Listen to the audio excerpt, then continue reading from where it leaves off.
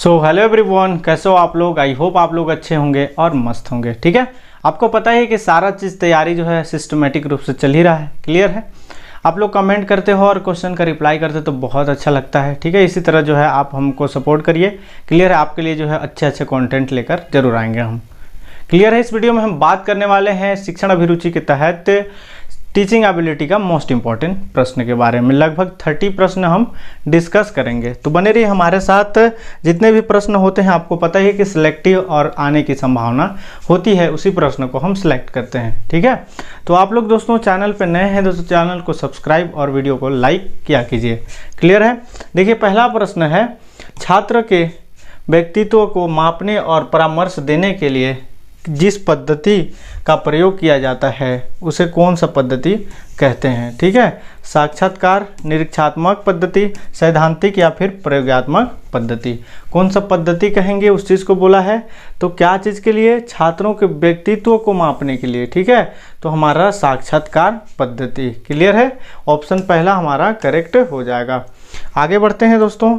देखिए, बालक के जो है आनंददायक सरल कहानियों द्वारा नैतिक शिक्षा प्रदान करनी चाहिए, यह कथन है स्ट्रेंग का या कोलेसेनिक का या फिर ब्रूनर का या फिर पियाजे का। ठीक है, आपको पता ही है किसका है हमारा, तो ऑप्शन बी हमारा करेक्ट हो जाएगा, कोलेसेनिक का। ठीक है, जितने भी साइंटिस्ट हैं दोस्तों, इन सब चीज़ों को जो है अच्छे से डिटेल में आप पढ़ेंगे बाद में जब आपका एडमिशन हो जाएगा तब। क्लियर है, देखिए अगला प्रश्न है हमारे पास कि अगला प्रश्न देखिए हमारे पास है दोस्तों कि बालक के चारित्रिक विकास के स्तर हैं। ठीक है, सामाजिकता या मूल प्रवृत्त्यात्मक या फिर पुरस्कार का व दंड या फिर उपयुक्त सभी। ठीक है, क्या हो जाएगा हमारा, उपयुक्त सभी। ऑप्शन डी हमारा करेक्ट हो जाएगा। आगे बढ़ते हैं, सामान्य बुद्धि बालक प्रायः जो है किस अवस्था में बोलना सीख जाते हैं। ठीक है, 16वां, 11वां, 34वां या 51वां। क्या बोला है, बोलने के लिए जो है बुद्धि बालक प्राय बोलना सीख जाते हैं। ठीक है, कब सीख जाते हैं दोस्तों, तो हमारा ऑप्शन पहला यानी 11वां। ठीक है, आपको पता ही है। क्लियर है, इन सब चीज़ों को जो है आपको इग्नोर नहीं करना है। जितने भी प्रश्न बताया जा रहा है कहीं ना कहीं जो है आया हुआ है, इसीलिए बताया जा रहा है। ठीक है, बालकों के विकास की किस अवस्था को सबसे कठिन काल के रूप में जाना जाता है, बाल्यावस्था, किशोरावस्था, शैशवावस्था या फिर अगला ऑप्शन है हमारे पास उपरोक्त सभी। क्लियर है दोस्तों, कौन सा जो है कठिन माना गया है, बताइए कठिन काल माना गया है, कौन सा हो जाएगा इसका राइट आंसर, तो हमारा किशोरावस्था को सबसे कठिन माना गया है, याद रखिएगा। ठीक है, इसीलिए किशोरावस्था में होना भी एक पाप ही है। क्लियर है, समझते हुए चलिएगा। आगे बढ़ते हैं दोस्तों, किशोरावस्था की प्रमुख विशेषता नहीं है संचय की प्रवृत्ति, संवेगों का आधिक्य या फिर मानसिक विकास या कल्पना की बहुलता। क्लियर है दोस्तों, क्या हो जाएगा इसका राइट आंसर हमारा, तो मानसिक विकास। ऑप्शन सी हमारा करेक्ट हो जाएगा। आगे बढ़ते हैं, देखिए बालक का समाजीकरण निम्नलिखित तकनीकों से निर्धारित होता है। क्लियर है, जो है सामाजिक नीति तकनीक या साक्षात्कार तकनीक या फिर जीवन वृत्त अध्ययन तकनीक या निरीक्षण तकनीक। क्या बोला है दोस्तों, बालक का सामाजिकरण निम्नलिखित तकनीकों से निर्धारित होता है। जो सामाजिकरण होता है इनमें से कौन सा तकनीक से निर्धारित होता है, उस चीज़ को बोला है हमारा जो है समाज नीति तकनीक। ठीक है, क्योंकि समाज से बोला है तो समाज नीति तकनीक। ठीक है, एक एक चीज़ को समझते हुए चलेंगे हम। देखिए अगला प्रश्न है हमारे पास कि संवेगात्मक विकास में किस अवस्था में तीव्र परिवर्तन होता है, शिशु अवस्था, किशोरावस्था, बाल्यावस्था या ऑप्शन हमारा नेक्स्ट है युवा अवस्था। क्या बोला है दोस्तों, संवेगात्मक विकास में किस अवस्था में तीव्र परिवर्तन होता है। ठीक है, क्या हो जाएगा इसका राइट आंसर, क्या हो जाएगा दोस्तों, तो हमारा किशोरावस्था जो है ऑप्शन बी करेक्ट हो जाएगा।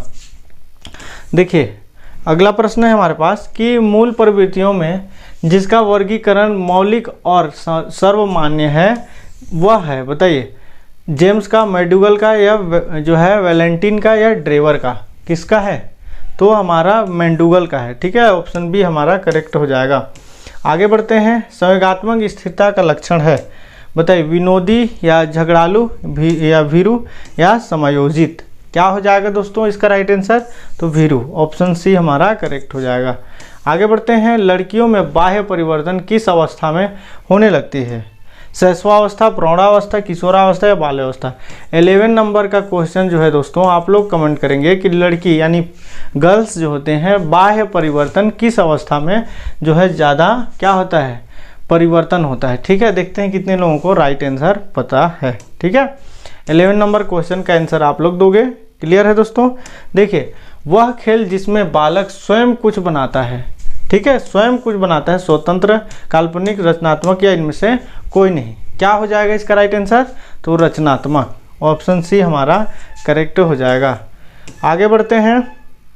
देखिए, बालक के सामाजिकरण का प्राथमिक घटक है राजनीतिक दल, परिवार, क्रीड़ा स्थल या विद्यालय। क्या बोला है, बालक के सामाजिकरण का प्राथमिक घटक यानी कि फर्स्ट कंपोनेंट कौन सा है, उस चीज़ को पूछा गया। ठीक है, अब बताइए क्या हो जाएगा इसका राइट आंसर, क्या हो जाएगा दोस्तों, तो हमारा जो है क्रीड़ा स्थल जो है बालक के सामाजिकरण का प्रथम घटक है। ठीक है, ऑप्शन सी हमारा करेक्ट हो जाएगा।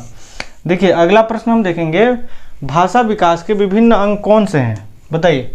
जो सुनकर भाषा समझना, अक्षर ज्ञान या ध्वनि पैदा करने वाला बोलना या फिर उपयुक्त सभी। आया हुआ प्रश्न है दोस्तों, इंपॉर्टेंट प्रश्न है। ठीक है, IMP प्रश्न है। क्या हो जाएगा इसका राइट आंसर बताइए, तो उपयुक्त सभी, ऑप्शन डी हमारा करेक्ट हो जाएगा। आगे बढ़ते हैं। सृजनशील बालकों का लक्षण है, बताइए सृजनशील बालकों का लक्षण क्या है। क्या है दोस्तों, गतिशील चिंतन का अभाव या समस्याओं के प्रति सजगता का अभाव या जिज्ञासा या फिर अनमनीयता। क्या हो जाएगा इसका राइट आंसर, तो हमारा जिज्ञासा। ठीक है, ऑप्शन सी हमारा करेक्ट हो जाएगा। अगला प्रश्न है हमारे पास।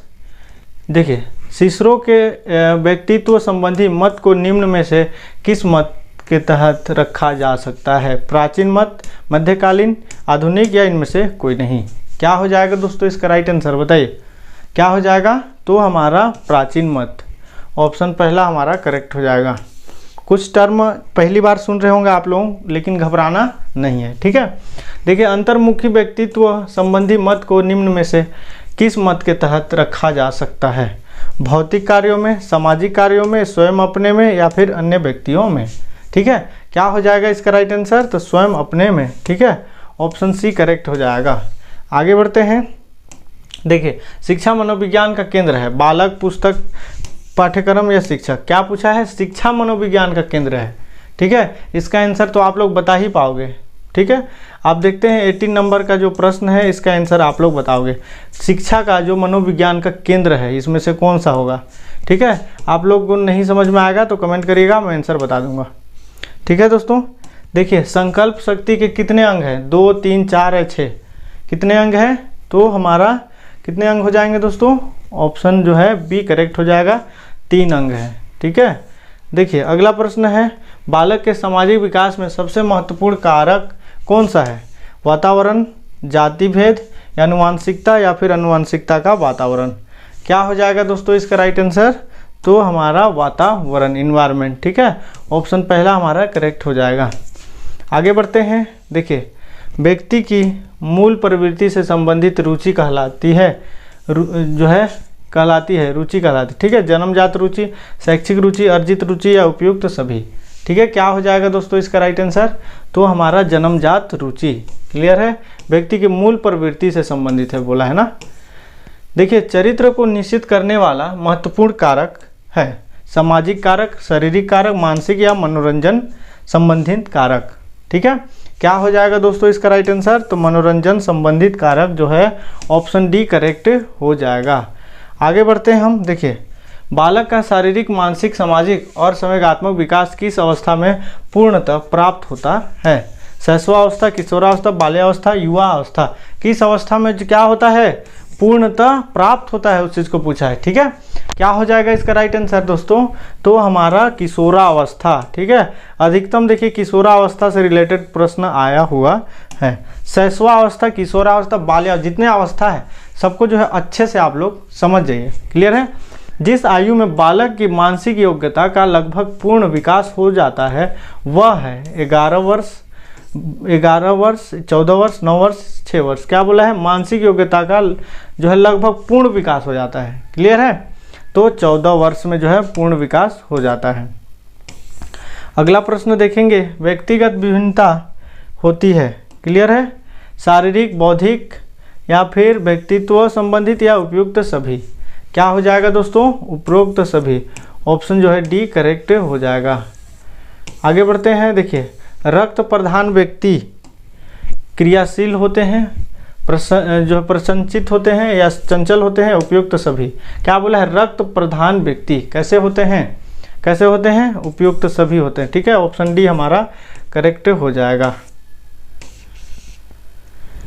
अगला प्रश्न देखिए, व्यक्तित्व को प्रभावित करने वाले तत्व, वातावरण, वंशानुक्रम, जो वंशानुक्रम तथा वातावरण, उपयुक्त सभी। क्या हो जाएगा दोस्तों इसका राइट आंसर? तो हमारा वंशानुक्रम तथा वातावरण जो है ऑप्शन सी करेक्ट हो जाएगा।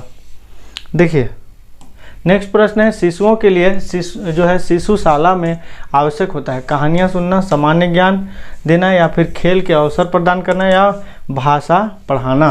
क्या हो जाएगा दोस्तों इसका राइट आंसर? तो खेल के अवसर प्रदान करना, क्योंकि शिशुओं के लिए शिशु जो है शाला बोला है तो खेल ही होगा। ठीक है, बच्चे क्या करते हैं? खेलना पसंद करते हैं। क्लियर है।